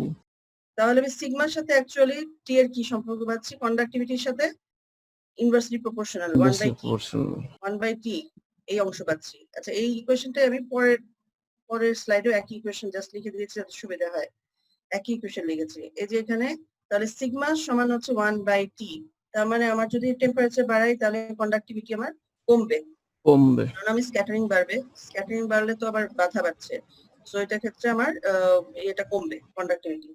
তার মানে হচ্ছে কন্ডাক্টিভিটি আর রেজিস্টিভিটি সম্পর্ক কি, ইনভার্সলি প্রপোর্শনাল। রেজিস্টিভিটি তো কন্ডাক্টিভিটির মানে রেজিস্টিভিটি বাড়লে কন্ডাক্টিভিটি কমে, কন্ডাক্টিভিটি বাড়লে রেজিস্টিভিটি, হ্যাঁ। তাহলে উল্টা রেজিস্টিভিটি রো টি দিয়ে রিপ্রেজেন্ট করলে সেটাকে লিখতে পারি 1 বাই সিগমা টি। তাহলে এই সিগমা টিকে আমি রিপ্রেজেন্ট করলাম মিউ ডি দিয়ে রিপ্রেজেন্ট করতে জানি, আবার ক্যাপিটাল টি বাই সি যেটা সেটা দিয়েও রিপ্রেজেন্ট করতে জানি। তাহলে সেভাবে রিপ্রেজেন্ট করে আমি টির সাথে এর একটা রিলেশন আনলাম। এখানে দেখা যাচ্ছে রো টির সাথে আমার টি এর যে সম্পর্ক সেটা হচ্ছে সমানুপাতিক, প্রপোর্শনাল, ঠিক না? টি এর সাথে টেম্পারেচারের সাথে ইয়েস আমার ম্যাম, রেজিস্টিভিটির সাথে টেম্পারেচারটা প্রপোর্শনাল। তাহলে আমার যদি ডিরেক্টলি প্রপোর্শনাল। হ্যাঁ, তার মানে আমার হচ্ছে ডিরেক্টলি প্রপোর্শনাল, নাহলে ইনভার্সলি বলতাম। প্রপোর্শনাল বলতে ওই ডিরেক্টলি বুঝলাম। হ্যাঁ আচ্ছা, তাহলে টির সাথে যদি আমার প্রপোর্শনাল হয় তাহলে আমি টেম্পারেচার বাড়াচ্ছি, আমার রেজিস্টিভিটি বাড়ছে।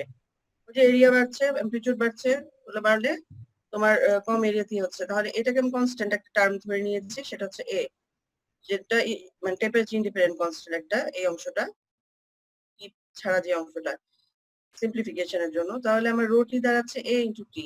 আমি রেজিস্টিভিটি আর টেম্পারেচারের একটা রিলেশন দাঁড় করাচ্ছি, রেজিস্টিভিটি বের করছি টেম্পারেচারের সাথে। তাহলে টেম্পারেচার আমি দেখতে পাচ্ছি যে আমার এই পিওর ম্যাটেরিয়াল গুলোর ক্ষেত্রে, অর্থাৎ যেগুলো থার্মাল ভাইব্রেশন কনসিডার করছি সেগুলোর ক্ষেত্রে আমার টেম্পারেচারের কারণে আমার রেজিস্টিভিটি, টেম্পারেচারের কারণে বাড়তেছে কমতেছে, হ্যাঁ রেজিস্টিভিটি মানে বাড়বে। ওটার সাথে সাথে টেম্পারেচার বাড়ালে হ্যাঁ রেজিস্টিভিটি বাড়বে, টেম্পারেচার কমালে রেজিস্টিভিটি রেজিস্টিভিটি কমবে। কমবে।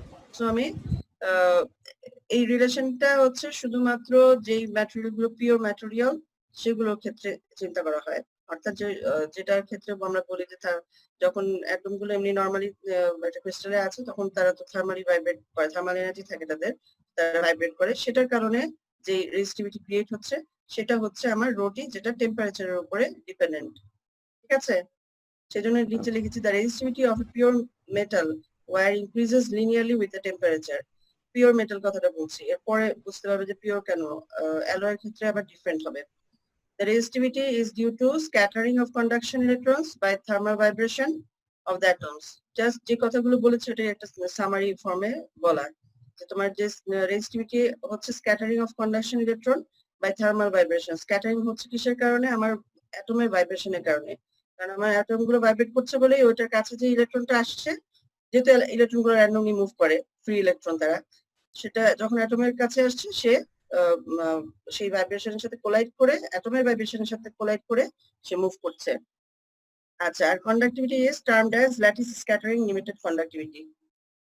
এটা হচ্ছে এই কন্ডাক্টিভিটিটাকে, এখানে যে সিগমা, এই কন্ডাক্টিভিটিকে বলা হয় ল্যাটিস স্ক্যাটারিং লিমিটেড কন্ডাক্টিভিটি। এই হচ্ছে তোমার পিওর ম্যাটেরিয়ালের ক্ষেত্রে যখন আমি রেজিস্টিভিটি এবং টেম্পারেচারের ডিপেন্ডেন্সি বলি তখন সেটার রিলেশন। এখন যদি আচ্ছা এই কোয়েশ্চেনটা, এই অঙ্কটা তোমরা করবে 2.6, যেটা এটা আমি এখানে এখন করাবো না, তোমার এমনি বইয়ে আছে সেটা দেখে করবে। এখন যদি আমরা পিওর মেটাল ছাড়া আমাদের আরো তো মেটাল আছে, ধরো মেটাল অ্যালয় নিচ্ছি অথবা কোনো ইম্পিউরিটি আছে সেরকম একটা ম্যাটেরিয়াল, সেটার ক্ষেত্রে দেখা যায় যে একইভাবে কন্ডাক্টিভিটি বা রেজিস্টিভিটি এগুলো কাজ করে না, স্ক্যাটারিং গুলো ডিফারেন্ট হয়। তার মধ্যে থার্মাল ভাইব্রেশন থাকছে, সাথে ইম্পিউরিটিও থাকে। এখানে একটা ছবি দেখিয়েছে ওরা, সেটার মধ্যে দেখো এখানে একটা ইম্পিউরিটি আছে আর এদিকে দেখিয়েছে শুধু থার্মাল ভাইব্রেশন, মানে দুটো জিনিস এক্সপ্রেস করার জন্য। যেটার মধ্যে মানে আমরা এর আগে যেটা দেখেছি সেটা শুধুমাত্র থার্মাল ভাইব্রেশন, পিওর ম্যাটেরিয়ালের ক্ষেত্রে যে অ্যাটমগুলোর মধ্যে যে থার্মাল ভাইব্রেশন আছে সেটার জন্য যে স্ক্যাটারিং হয়, সেটার কারণে যে রেজিস্টিভিটি হচ্ছে সেটা দেখেছি। সেটা শুধুমাত্র টেম্পারেচারের উপরে ডিপেন্ডেন্ট, অন্য কোনো কিছু না, ঠিক না?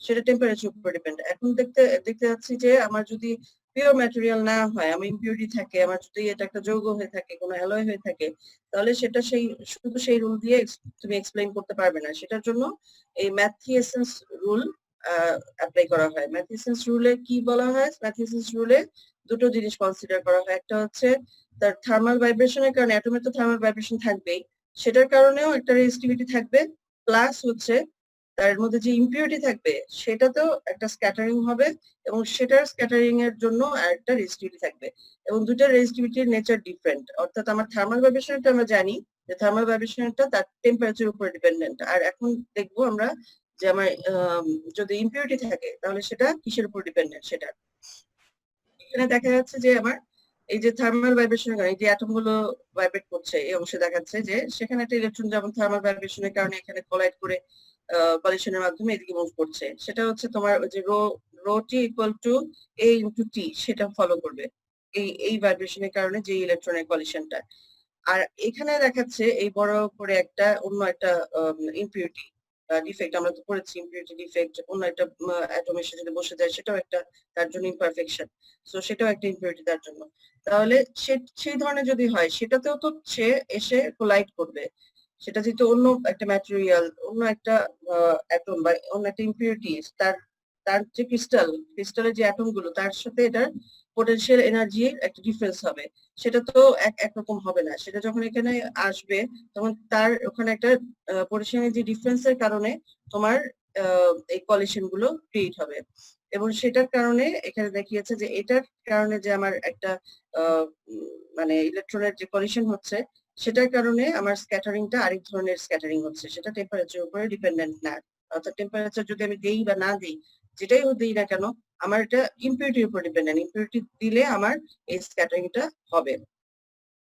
এইখানে কি বোঝাচ্ছে যে দুইটা ইমপিউরিটিস এর মধ্যে হচ্ছে, দুইটা ইমপিউরিটিস অ্যাটমের মধ্যে স্ক্যাটারিং হচ্ছে, সেটা মানে স্ক্যাটারিং গেলে তোমার তো একটার সাথে কলিশন দেখায় তারপরে আরেকটা আরেকটা হইতে হবে, এরকম আরেকটাও থাকবে, আরো থাকবে। ক্রিস্টাল তো অনেক অনেক অনেক ঠিক না, অনেক তো বড়, সেটার মাঝখানে তো অনেকগুলো থাকতে পারে। ইমপিউরিটি তো একটা মানে একটা দুইটা থাকবে না, আরো বেশ কতগুলো থাকবে। ডিসলোকেশন বা এগুলো পড়েছিলাম, ডিসলোকেশন একটা দুইটা থাকবে না, অনেকগুলো দেখে ছোট ছোট ফোঁটা দেখা যাবে হ্যাঁ উপর থেকে। তো এর ডিফেক্ট যেটাকে বলে বা ইমপারফেকশন যেটাকে বলে, সেই ধরনের তোমার ইমপারফেকশনের কারণে যে স্ক্যাটারিংটা হবে সেটা টেম্পারেচারের উপর ডিপেন্ডেন্ট হয় না, তো সেটাকে আলাদা হবে, সেজন্য রেজিস্টিভিটিটা শো করতে হয়। তাহলে সেই ক্ষেত্রে বলেছে যে তাহলে নেট প্রবাবিলিটি অফ স্ক্যাটারিং, আমি যদি 1/τ ধরি নেট প্রবাবিলিটি অফ স্ক্যাটারিং, তাহলে সেটার মধ্যে থাকবে কি 1/τt, টাউটি বলতেছে হচ্ছে যেটা হচ্ছে ল্যাটিস ভাইব্রেশনের জন্য যেই স্ক্যাটারিং সেটার প্রবাবিলিটি, আর 1/τi হচ্ছে যে ইমপিউরিটি যেটা দিলাম, যে ইমপিউরিটি গুলো দেখলে সেই ইমপিউরিটির কারণে যে স্ক্যাটারিং হবে সেটা, দুটাকে আলাদা অংশে রেখেছে, দুটার যোগফল হচ্ছে তার নেট স্ক্যাটারিং। তাহলে এই ধরনের ম্যাটেরিয়ালের ক্ষেত্রে তাহলে সেটাকে যদি আমি মোবিলিটি দিয়ে উল্লেখ করি, সেটাও আমাদের ইকুয়েশন আছে যে মোবিলিটির সাথে কি টাউটা সমানুপাতিক, প্রপোর্শনাল। সো আমি এখানে টাউকে মিউডি দিয়ে রিপ্লেস করতে পারি, নেট মোবিলিটি ড্রিফট মোবিলিটি সমান হবে হচ্ছে তোমার থার্মাল ভাইব্রেশনের কারণে ড্রিফট মোবিলিটি সেটা, আর এটা হচ্ছে ইমপিউরিটির কারণে যে মোবিলিটি সেটা। এখন যদি আমি রেজিস্টিভিটি ইকুয়েশনে বসাই, resistivity equal to 1/en mu d, এখন মিউ ডি এর পরিবর্তে এই ইকুয়েশনটা আমি বসাই দিই এখানে, তাহলে 1/en mu l plus 1/en mu i। এখন এটাকে আমি কি লিখবো, এটাকে আমি লিখছি রো টি, আর এটা হচ্ছে রো আই। এটাই হচ্ছে তোমার ম্যাথিসেন্স রুল, অর্থাৎ আমার ম্যাথিসেন্স রুলে আমার এই যে টেম্পারেচার উপর ডিপেন্ডেন্ট একটা অংশ এবং ইমপিউরিটির উপর ডিপেন্ডেন্ট অংশ দুটাকে আলাদা ভাবে যোগ করে লিখতে হয়েছে। এটাকে আবার নাম দিয়েছি রো আই যেটা ইমপিউরিটি সেটাকে রো আর ও বলে, রো আর বলে, রো আর মানে হচ্ছে রেসিডুয়াল রেজিস্টিভিটি বলে। রেসিডুয়াল রেজিস্টিভিটি বলতে তোমার ওটা শুরুতে যে একটা মানে ইমপিউরিটির কারণে কোন টেম্পারেচারের কারণে এফেক্ট করবে না, এটা শুধুমাত্র যে ইমপারফেকশনের কারণে বা ডিফেক্টের কারণে হবে, সেই ধরনের রেজিস্টিভিটি গুলো হচ্ছে তার রেসিডুয়াল রিমেইনিং রেজিস্টিভিটি যেটা সেটা। আর রোটি তো আমরা একটু আগে পড়ে আসলাম যেটা টেম্পারেচার উপর ডিপেন্ডেন্ট, তাহলে সেটাকে আমরা কিভাবে এক্সপ্রেস করব, আর এইভাবে এক্সপ্রেস করেছে rho equal to a into t plus b, অর্থাৎ a ইনটু t এটা বলেছে এই কারণে যে এটা যেহেতু টেম্পারেচারের উপরে ডিপেন্ডেন্ট, আর এটা যেহেতু স্ক্যাটারারের উপরে ডিপেন্ডেন্ট অর্থাৎ একটা ইমপিউরিটির উপরে ডিপেন্ডেন্ট, সেজন্য এটাকে কোনো টেম্পারেচার টার্ম দিয়ে উল্লেখ করেনি, সিম্পলি একটা কনস্ট্যান্ট টার্ম দিয়ে b দিয়ে উল্লেখ করেছে। ঠিক আছে, অর্থাৎ টেম্পারেচার ইন্ডিপেন্ডেন্ট কনস্ট্যান্ট আর কি এটা। ঠিক আছে, তাহলে ম্যাথিসেন্স রুলে হচ্ছে আমার রেজিস্টিভিটি ইকুয়াল টু হচ্ছে তোমার মানে এটা ইমপিওর ম্যাটেরিয়ালের ক্ষেত্রে, মেইনলি অ্যালয়ের ক্ষেত্রে যদি বলো, এক কথা মেটাল অ্যালয়ের ক্ষেত্রে প্রযোজ্য, যেটাতে আমার ইমপিউরিটি আছে। তো ইমপিউরিটি থাকলে সেটার ক্ষেত্রে আমার রেজিস্টিভিটি ইকুয়াল টু হচ্ছে আমার টেম্পারেচার ডিপেন্ডেন্টের একটা পার্ট রো টি প্লাস হচ্ছে রো আর, যেটার মধ্যে হচ্ছে একটা পার্ট হচ্ছে থার্মাল ভাইব্রেশনের কারণে যে রেজিস্টিভিটি হচ্ছে সেটা, আর একটা হচ্ছে আমার ইমপিউরিটির কারণে যে রেজিস্টিভিটি হচ্ছে। আর থার্মাল ভাইব্রেশনের কারণে বললেই বোঝা যায় যে থার্মাল, ঠিক না, তার মানে হচ্ছে টেম্পারেচারের উপর ডিপেন্ডেন্ট। তো রো টি কে আমি এটি লিখতে পারি এক্সপ্রেস করার জন্য। আচ্ছা, এখানে আবার এটাকে অনেক অনেক ইকুয়েশনে দেখা যায় যে এই ইকুয়েশনটা ইউজ করে, এই যে এ এ এ টি প্লাস বি এই আকারে ইউজ না করে রো কে আবার এক্সপ্রেস করে এই ফর্মেটে, rho equal to rho naught 1 plus alpha naught T minus T naught. সেটা হচ্ছে আলফা নট একটা কনস্ট্যান্ট টার্ম, যে temperature coefficient, sorry constant temperature coefficient resistivity A and B overall resistivity can be represented, এই পুরোটাকে একটা resistivity দিয়ে alpha not দিয়ে represent করে, তখন তোমার সেটাকে বলে হচ্ছে টেম্পারেচার কোএফিশিয়েন্ট রেজিস্টিভিটি। সেগুলো উল্লেখ থাকে একটা ম্যাটেরিয়ালের ক্ষেত্রে, তার টেম্পারেচার কোএফিশিয়েন্ট রেজিস্টিভিটি কত সেটা উল্লেখ করা থাকে, এবং সেটাকে তখন যদি তুমি ইউজ করতে চাও তখন তোমার যে ইকুয়েশন লাগবে এটাকে কনভার্ট করার পরে এই ইকুয়েশনে আসছে। আমাদের কনভার্ট করা লাগবে না, কিন্তু ইকুয়েশনটা জানা লাগবে যে আমার রো ইকুয়াল টু তখন হচ্ছে initial resistivity plus 1 plus alpha naught R T minus T naught. আচ্ছা, টি নট হচ্ছে ইউজুয়ালি 273 ডিগ্রি কেলভিন বা 0 ডিগ্রি সেলসিয়াস যেটাকে ধরা হয়। আর এখানে বাকি জিনিস তো ডেল ডেল রো যেটা change, rho minus rho naught আর হচ্ছে টি মাইনাস টি নট হচ্ছে ডেল টি, সেভাবে ধরে নিয়েছে। তাহলে এখানে যদি তুমি বইয়ে একটা অংশ আছে এই যে আলফা নট, এই যে আলফা নট এক একটা ম্যাটেরিয়ালে আলফা নট দেওয়া আছে, দেখো এখানে আলফা নট দেওয়া আছে। সেই অনুযায়ী তোমার যদি এখন আলফা নট দিয়ে দেওয়া হয় অথবা এই বইয়ের চার্টটা দিয়ে দেওয়া হয়, তোমাকে ইকুয়েশন দেওয়া হয়, বলা হয় যে তুমি এই ম্যাটেরিয়ালটা রেজিস্টিভিটি বের করো, তখন তোমাকে এই ইকুয়েশনটা বের করতে হবে। তোমার টি এর মান দেওয়া আছে, তখন তুমি এইটা দিয়ে বের করতে পারবে না, এটা দিয়ে বের করতে পারবে না, তখন তোমার লাগবে এটা দিয়ে বের করতে হবে। ঠিক আছে? Yes, ma'am. আচ্ছা, এখানে একটা ছবি দেওয়া হয়েছে, এই ছবিটার মধ্যে সিম্পলি ওই টেম্পারেচারের উপরে কতটুকু রেজিস্টিভিটি ডিপেন্ড করছে কিছু কিছু ম্যাটেরিয়াল দিয়ে দেখানো হয়েছে। সেটা হচ্ছে দেখো এখানে যে এক্স এক্সিস বরাবর টেম্পারেচার আর ওয়াই এক্সিস বরাবর তোমার রেজিস্টিভিটি শো করেছে, যে রেজিস্টিভিটি। তাহলে টেম্পারেচার বাড়ানোর সাথে সাথে রেজিস্টিভিটি কি চেঞ্জ দেখা যাবে সেটা দেখানো হচ্ছে, এবং সেটার মধ্যে দেখা যাচ্ছে সিলভার এবং কপার, এটা এই যে রো প্রপোর্শনাল টু যে টি, মানে যে এটি যেটা পিওর ম্যাটেরিয়াল ক্ষেত্রে, সে পিওর ম্যাটেরিয়াল ক্ষেত্রে কি রো প্রপোর্শনাল টু টি এটা ফলো করে। সেই কপার আর সিলভার দেখা যাচ্ছে এই যে এই রেখাটা যেটা এটার সাথে মোটামুটি প্যারালালি আগাচ্ছে। তার মানে এর নেচার শো করছে সে সিলভার এবং কপার, কিন্তু সবগুলো কিন্তু করছে না। দেখো এখানে কতগুলো অ্যালয়, নিকেল ক্রোমিয়াম, সেই অ্যালয়টা নিকেল ক্রোমিয়াম এটার ক্ষেত্রে দেখো এরকম শো করছে না, এখানে এই যে লাল এই রংটা। আবার আয়রন দেখো, ম্যাগনেটিক ম্যাটেরিয়াল কতগুলো আয়রন, এখানে দেখা যাচ্ছে আয়রনটা এরকম বেঁকে যাচ্ছে। তারপর এই যে এখানে দেখো নিকেল ম্যাগনেটিক ম্যাটেরিয়াল, সেটাও এরকম বেঁকে মুভ করছে। তাহলে সেটা হচ্ছে তোমার রেজিস্টিভিটিটা আবার মানে একই নেচারে এই রো প্রপোর্শনাল টু টি দিয়ে আগাচ্ছে না। তাহলে টাংস্টেন তো ম্যাডাম ইসের মতো নেই, টাংস্টেন তো যে আইডিয়ালের মতই বিহেভ করতেছে, আইডিয়ালের মতো হ্যাঁ কাছাকাছি, তারপরেও দেখো তোমার হ্যাঁ প্রপোর্শনাল পুরোপুরি না। কিন্তু আমি বলতে চাচ্ছি যে কিছু ম্যাটেরিয়াল তোমার প্রপোর্শনালি মেইনটেইন করছে, আবার কিছু ম্যাটেরিয়াল দেখো যেটাতে প্রপোর্শনালি মেইনটেইন করছে না। সেটা বলতে যাচ্ছি যে যারা প্রপোর্শনালি মেইনটেইন করছে না তার মানে বোঝা যাচ্ছে যে আমার শুধুমাত্র যে শুরুতে যেই টেম্পারেচার ডিপেন্ডেন্ট অর্থাৎ ভাইব্রেশনের মাধ্যমে আমি যেগুলো বের করি সেটাই শুধু কাজ করছে এরকম না, এটার মধ্যে ম্যাথমেটিক্স রুলে যেটা বের হয়েছে ওই ইম্পিউরিটিস রেজিস্টিভিটিও কাজ করতেছে, ইম্পিউরিটিস রেজিস্টিভিটিও কাজ করছে, আরেকটা রেজিস্টিভিটিও কাজ করছে। আর এটা ছাড়াও তোমার যখন দেখা গেছে যে টেম্পারেচার যদি লোয়ার টেম্পারেচারের দিকে যায়, অনেক লো টেম্পারেচারের দিকে যায়, তখন দেখা যায় যে সব মানে rho equal proportional to T, সেটার ক্ষেত্রেও rho proportional to T maintain করে না।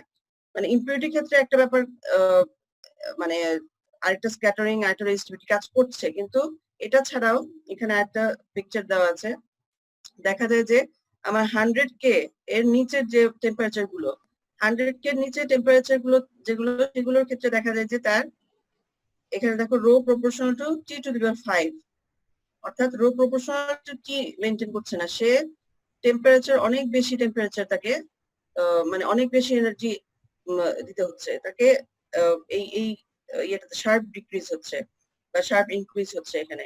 সো এটা মেইনটেইন করছে না। আবার একদম খুবই লোতে যেটা এই অংশটা দেখো, এই অংশটার মধ্যে কোনো টেম্পারেচারের উপরে ডিপেন্ড করছে না, মানে এই টেম্পারেচার লো টেম্পারেচারের দিকে দেখা যায় যে সে এই রুল মেনটেন করে না। সো এই ম্যাথিসন্স রুল বা রুটস রুল যেটাই বলো সেগুলো সাধারণত ওই 100 কে উপরের দিকে আমার কাজ করছে। ঠিক আছে, এই ফিগারটা দেওয়ার কারণ হচ্ছে এই ইয়েটাকে এক্সপ্রেস করা, যে শুধুমাত্র যে ইম্পিউরিটি আর ভাইব্রেশনের কারণে কাজ করছে এটা না, এটা ছাড়াও আমার লোয়ার টেম্পারেচারের ক্ষেত্রেও এগুলো সব অ্যাপ্লিকেবল 100 কে উপরের দিকে এই টেম্পারেচার গুলোর ক্ষেত্রে। লোয়ার টেম্পারেচার গুলোর ক্ষেত্রে আমার এটা আবার ডিফারেন্ট নেচার শো করে, সেই ক্ষেত্রেও আমি কিন্তু রেসিডুয়াল রেজিস্টিভিটিও পাই। ঠিক আছে, জি এখানে ম্যাম। আমরা টেম্পারেচার সব তো কেলভিন স্কেলে প্রকাশ করবো, তাই না? হ্যাঁ কেলভিনে, নাহলে তো 0 ডিগ্রি সেলসিয়াস ওভাবে করে বলতে হবে। আচ্ছা, এটা ছিল আজকের লেকচার। আচ্ছা, তোমাদেরকে আরেকটা জিনিস যেটা বলতে চাচ্ছিলাম, আজকে তাহলে কাটে নেই, সময় তো দিল। তোমাদের লিংক তৈরি করার সময় আমাকে ওখানে মেনশন করে দিয়েছিল যে 40 মিনিটস পাবো। আচ্ছা, যেটাই হোক আমরা দিন অন্যটা করবো। তোমাদের নেক্সট উইকে, তোমাদের সেকশনে হয়তো বলা হয়নি, ওই সেকশনে বলেছি, তোমাদের নেক্সট উইকে যে ক্রিস্টাল, এই লেকচারের আগের লেকচার পর্যন্ত ক্রিস্টাল ওরিয়েন্টেশনের যে লেকচার গুলো ইফেক্টের পর্যন্ত যতটুকু লেকচার, তিনটা পিডিএফ আর কি, তিনটা পিডিএফ, যেটা তিনটা পিডিএফ প্রথম তিনটা লেকচারের উপরে একটা ছোট ইয়ে নিব, কুইজ নিব। হ্যাঁ, তো নেক্সট ক্লাসে ক্লাস টাইমেই আমি কুইজটা নিব, এখন কেন এটা হচ্ছে, সেই ক্লাস টাইমে তোমরা সেজন্য পড়ে আসবে আর কি।